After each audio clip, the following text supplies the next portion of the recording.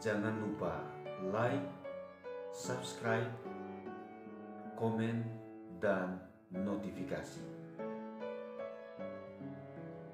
Kita memasuki Minggu Paskah kedua. Liturgi gereja menyebut Minggu Paskah kedua ini sebagai Minggu Kerahiman Ilahi. Dan bacaan Injil yang akan kita dengarkan pada hari ini, salah satu tema sentralnya adalah perihal damai, perihal shalom, perihal harmoni. Saudara-saudara, ada 3 kata kunci untuk memahami apa yang disebut dengan damai, shalom, dan harmoni. Yang pertama, damai adalah anugerah Tuhan. Sebagai suatu anugerah Tuhan, damai menunjuk pada sifat belas kasih, pada sifat cinta yang dimiliki oleh Tuhan dan yang kita kenali dalam dan melalui peristiwa dan pribadi Yesus Kristus. Oleh karena itu, damai sebagai suatu anugerah menunjuk pada peristiwa, pada iman kita akan Yesus Kristus. Tidak ada damai yang sejati tanpa menyertakan Tuhan di dalamnya. Hanya di dalam Tuhanlah kita menemukan damai yang sejati, damai yang otentik, damai yang tahan lama. Karena itu, mari kita bersyukur karena sampai dengan saat ini dan mudah-mudahan seterusnya kita selalu berjuang, kita selalu berupaya untuk menemukan di dalam Tuhan kedamaian yang sejati. Yang kedua, saudara-saudara, damai juga adalah suatu panggilan. Sebagai suatu panggilan, damai adalah suatu tugas, suatu misi untuk diwujud nyatakan, untuk direalisasikan dalam hidup harian kita yang sehari-hari.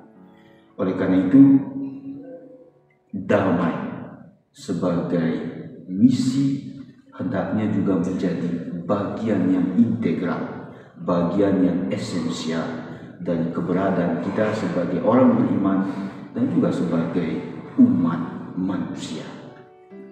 Menjadi pembawa damai, menjadi pelaksana damai, menuntut suatu sikap iman, suatu sikap percaya kepada Tuhan yang kita imani. Karena tanpa sikap iman ini, damai yang kita perjuangkan, damai yang kita mau wujudkan juga akan menjadi sia-sia.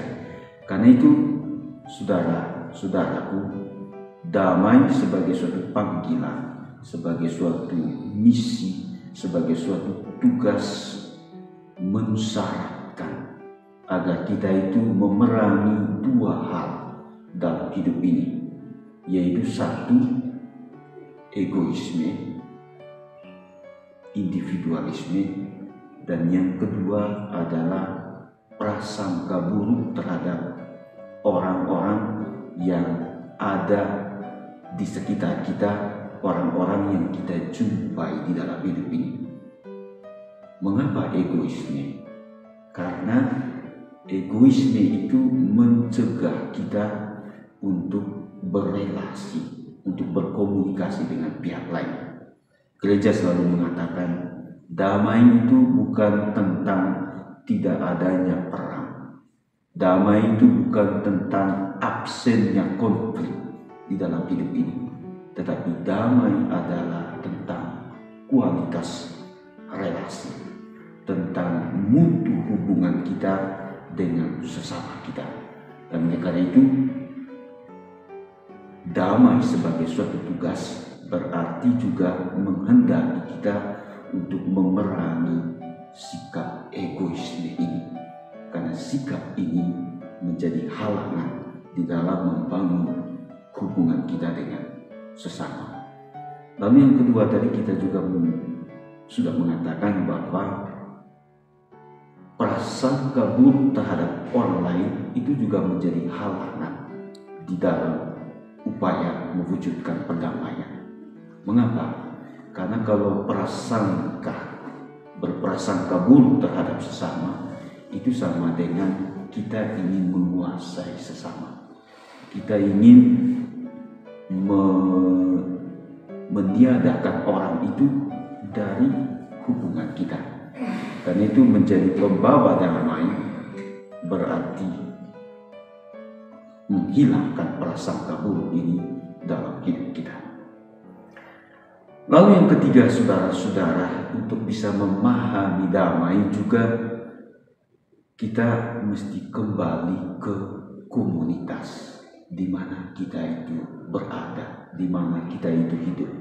Entah itu keluarga, entah itu gereja, entah itu masyarakat atau negara. Damai di dalam entitas ini menjadi penting karena apa? Karena hidup bersama itu adalah tentang harmoni, tentang perlakuan baik kita terhadap sesama, di mana kita sanggup untuk mengampuni, di mana kita sanggup untuk berbeda dengan pihak lain. Di saat itulah kita bisa mengupayakan perdamaian. Tuhan beserta kita. Selamat hari Minggu.